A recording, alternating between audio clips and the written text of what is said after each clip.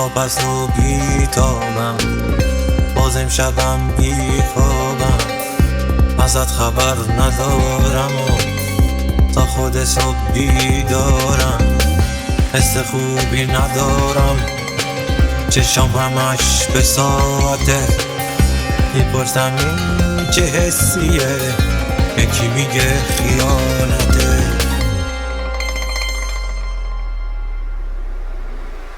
گوشی و بردار تا صدات یه ذره آرومم کنه، این نفسای آخره، دلم داره جون میکنه، همش دارم